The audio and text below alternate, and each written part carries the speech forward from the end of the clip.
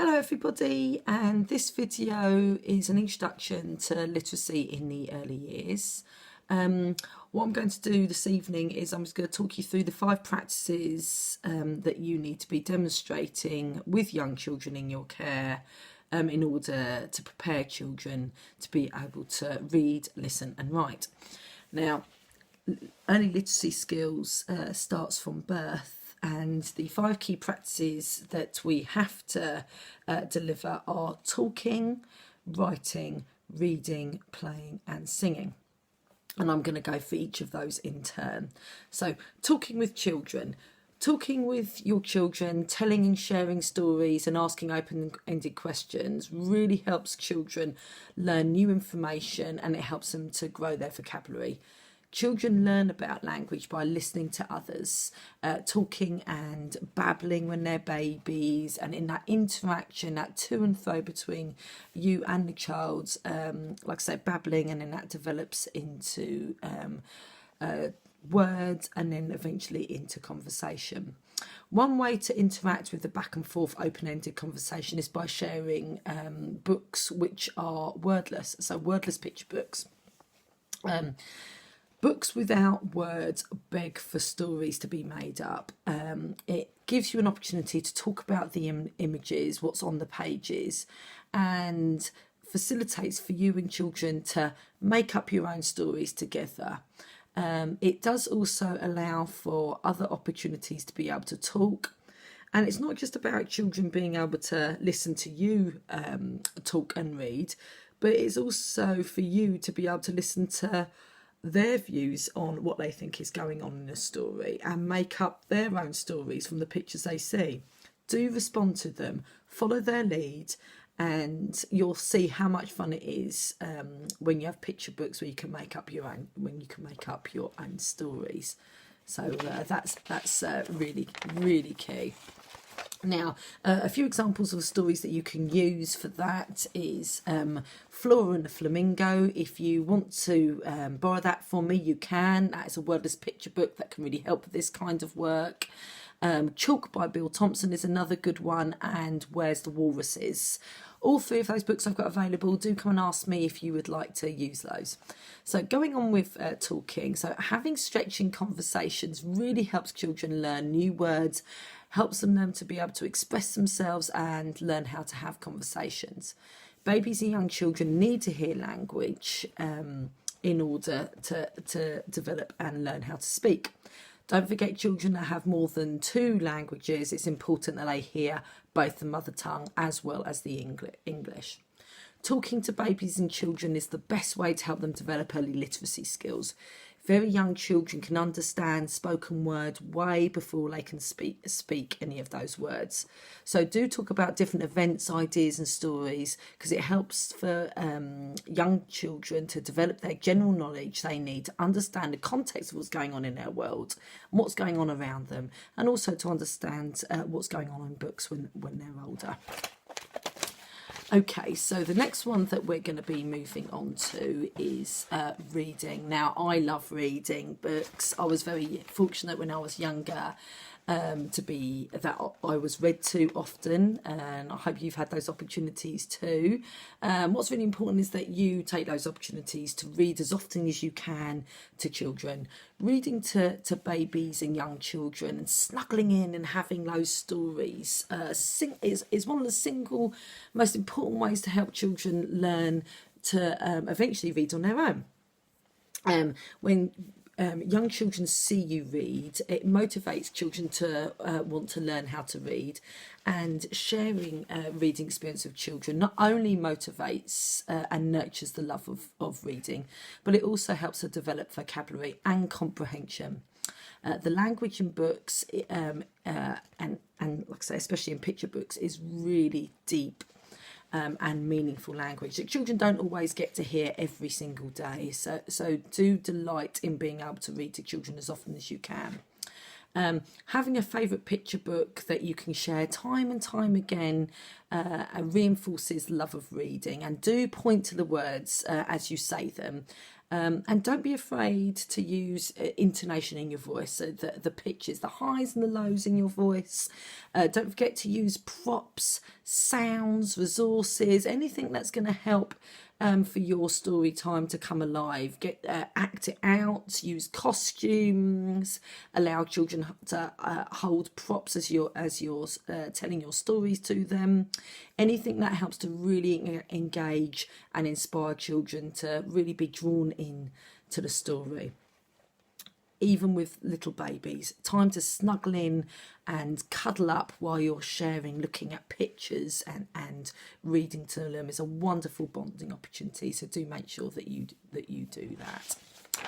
Okay, third one, writing. So reading and writing go together. And for babies and very young children, writing when they're being able to mark make, it's really important that they will start to understand that mark making starts from gross motor movements, so doing big movements in their arms through the activities, through physical development that you provide for them. Then it moves down to fine motor skills, and then we move down to fine manipulative skills. So we need to develop all these kinds of opportunities for children to engage in these kinds of physical development, because ultimately all these movements all the way down the arms, down into the wrists and down into the fingers, ultimately will provide children with the dexterity and the control to be able to hold mark making utensils, which will eventually help them to be not only mark make, but then it'll turn into handwriting. So with mark making, what's really important is that children will understand that marks hold meaning, and then that will then develop that letters and words equally have meaning too. And by being able to mark make, it provides opportunities for hand-eye coordination. So do make sure that when you are reading to children, that you do follow the structure of how words are laid out in the books, because then children will start to get the connection between the writing, and as you're reading they can see the structure across the page. So do, like I was saying, do follow that with your fingers as children start understand how books are constructed and how they are laid out. So tracking words as well in books. A lot of great books like Richard Scarry books and Charlie and Lola books have dotted lines running through their story. So as you're reading, children can track with their finger and follow the path of the character going through the book, which is also really useful for them understanding book structure. A great book I've got for that is called The Perfect Square. If you want to use it, do come and let me know. Don't forget that with writing, children can mark make in sand, water, clay, dough. Use as many opportunities for mark making as you can, because it all develops children's understanding about writing.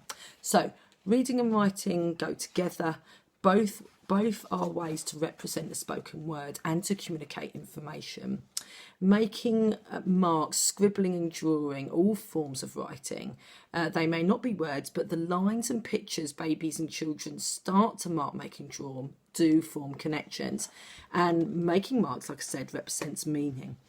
Writing does not always have to be writing, like I say, so let's really start to support that dexterity in those babies and children's fingers.